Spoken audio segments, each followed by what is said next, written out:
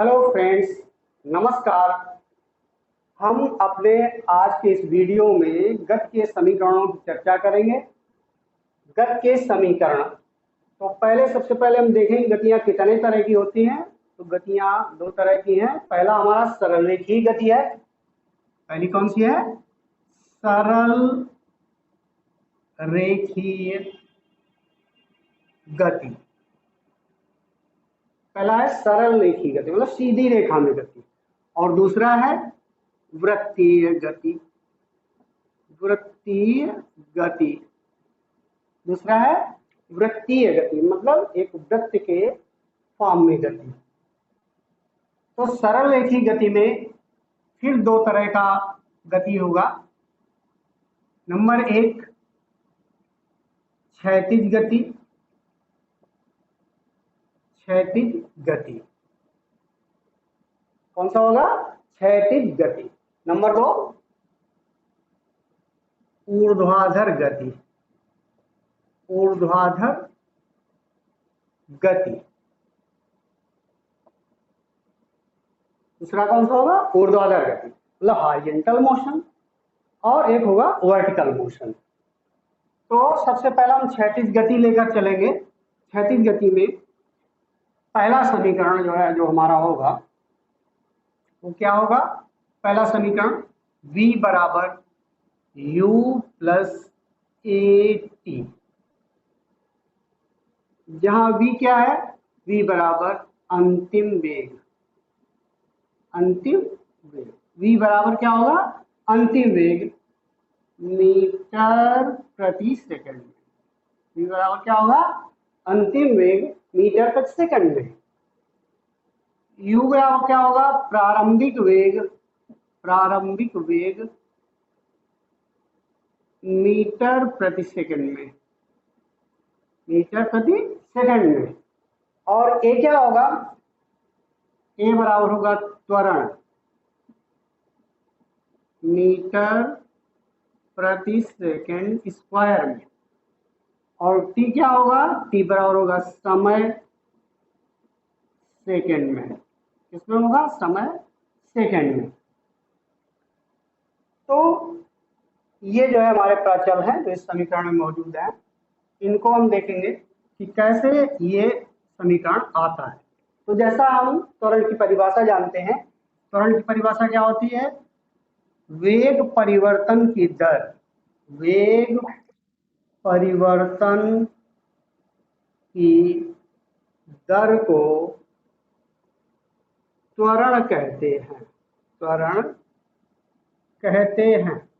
वेग परिवर्तन की दर को क्या कहते हैं? त्वरण कहते हैं। वेग परिवर्तन की दर त्वरण कहलाती है। तो त्वरण a बराबर वेग परिवर्तन, मतलब अंतिम वेग माइनस प्रारंभिक वेग बटा में समय, ये हो गई वेग परिवर्तन की दर। वेग परिवर्तन मतलब अंतिम वेग माइनस प्रारंभिक वेग अपान समय, तो ये वेग परिवर्तन की दर हो गई। ठीक है। तो इस तरह से हम क्या करेंगे? इसको अब त्रियक गुणा करेंगे। इसके नीचे एक मान लीजिए, त्रियक गुणा करिए तो a का मल्टीप्लाई होगा t में, तो ए टी बराबर इधर क्या आएगा? एक का गुणा करेंगे v माइनस यू में, तो v माइनस यू। अब इसको इधर ट्रांसफर कर दीजिए, तो v बराबर क्या आ जाएगा? u plus a T. इस तरह से हमारा ये क्या प्राप्त होता है? गति का पहला समीकरण। गति का पहला समीकरण प्राप्त होता है v बराबर u प्लस ए टी। तो अब हम देखेंगे गति का दूसरा समीकरण। यस बराबर U T plus half A T square, जहां यस क्या है? यस बराबर चली गई दूरी। चली गई दूरी किसमें? मीटर में। चली गई दूरी मीटर में। मीटर। तो दूरी का फार्मूला हम लोग जानते हैं। दूरी बराबर औसत वेग।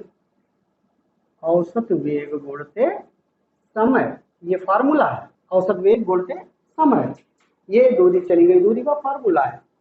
तो इसमें क्या है? औसत वेग हमारा क्या हो जाएगा, प्रारंभिक वेग u, अंतिम वेग v। तो इन दोनों को प्लस करके अगर 2 का भाग दे देंगे तो हमें औसत वेग मिल जाएगा, मतलब v plus u upon t, या u plus v upon t, कुछ भी लिख सकते हैं, इंटू, अब टी नहीं, two, u plus v upon two into t. T क्या आ जाएगा, टी का अंदर मल्टीप्लाई कर देंगे तो we T upon two plus U T upon two, दोनों को अलग अलग पदों में कर लिया। इसके बाद अब ये क्या आ जाएगा, v की जगह हम जो हमें ये प्राप्त हुआ है पहले समीकरण से v बराबर u प्लस ए टी, इसको पुट अप करेंगे यहाँ पे v के स्थान पर, तो क्या आ जाएगा u plus a T into T upon two plus U T upon two. फिर टी का अंदर मल्टीप्लाई करेंगे तो ये आ जाएगा U T upon two plus a T square upon two plus U T upon two.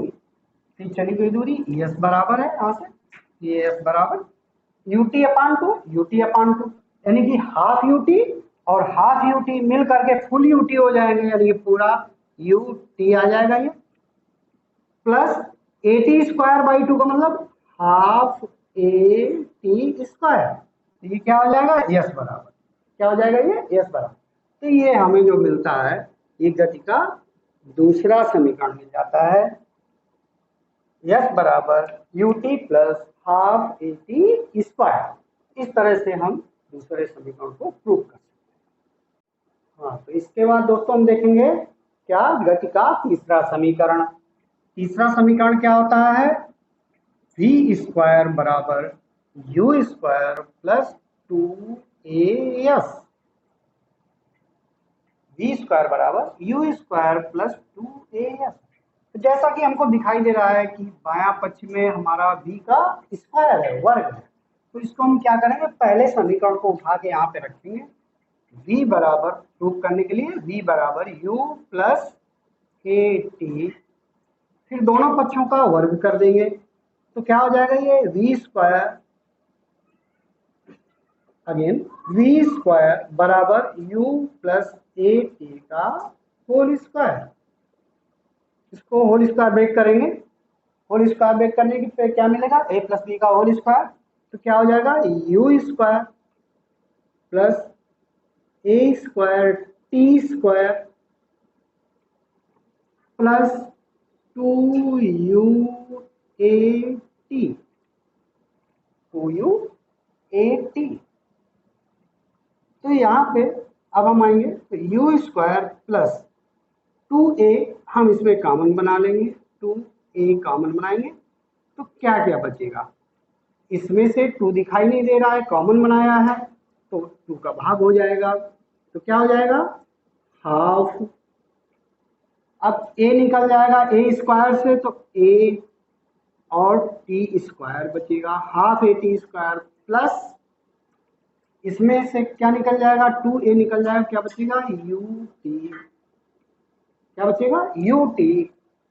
तो अब ये चीज हमको कुछ दिखाई दे रही है, U T plus half A T square, U T plus half A T square क्या दिखाई दे रही है, यस, यस बराबर U T plus half A T square, तो क्या हो जाएगा यू स्क्वायर प्लस टू ए यस, ये क्या मिलेगा वी स्क्वायर बराबर। तो इस तरह से हमें ये जो है मिल जाता है। यहाँ पे क्या दिखाई दे रहा है, ये हमारा पूरा पूरा क्या दिखाई दे रहा है, ये भाग यस दिखाई दे रहा है, क्या दिखाई दे रहा है, ये यस दिखाई दे रहा है, यू टी प्लस हाफ। तो इस तरह से हमको क्या मिलेगा, वी स्क्वायर बराबर U square plus two A S, ये हुआ गति का तीसरा समीकरण। हाँ, तो फ्रेंड्स अब हम देखेंगे, ये तो गति के तीनों समीकरण हो गए, एक जो विशेष चीज बचती है वो क्या है, टीवें सेकंड में किसी पिंड द्वारा या कण द्वारा चली गई दूरी, टीवें सेकंड में चली गई। तो पहले इसका हम जो है फंडामेंटल क्लियर करेंगे। फंडामेंटल क्या है कि टीवें सेकंड में चली गई दूरी क्या होती है, मान लीजिए ये दूरी हमारी कितने है, 30 सेकंड में। ये दूरी चली गई किसमें है, 30 सेकंड में चली गई दूरी है। कहाँ से, ए से बी, ये 30 सेकंड में चली गई दूरी है। तो इसके जस्ट पहले वाला सेकंड कौन सा होगा, t-1।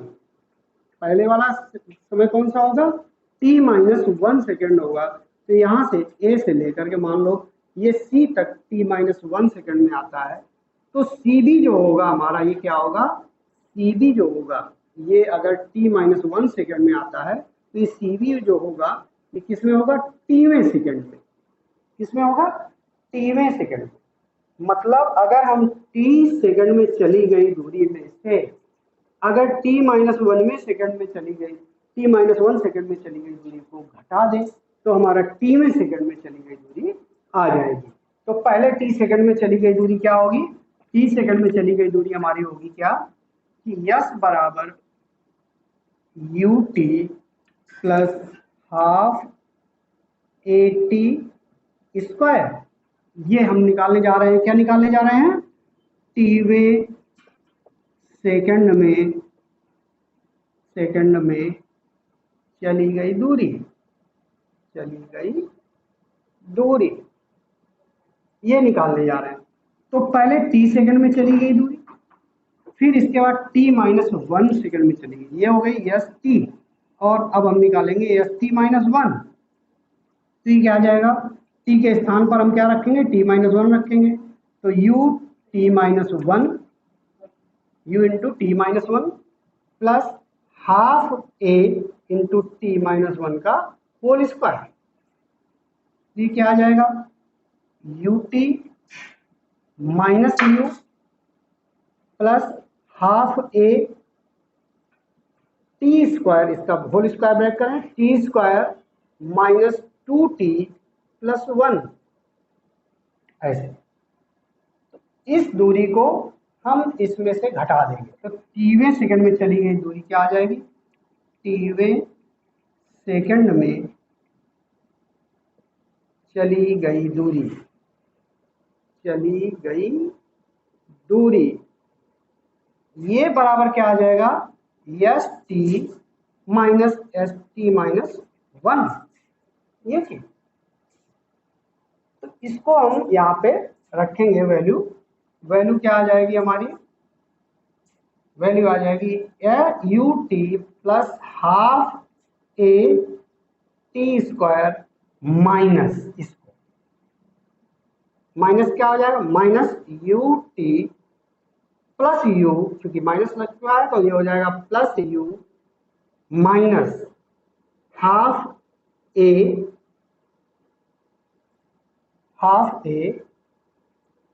T square minus 2t plus 1।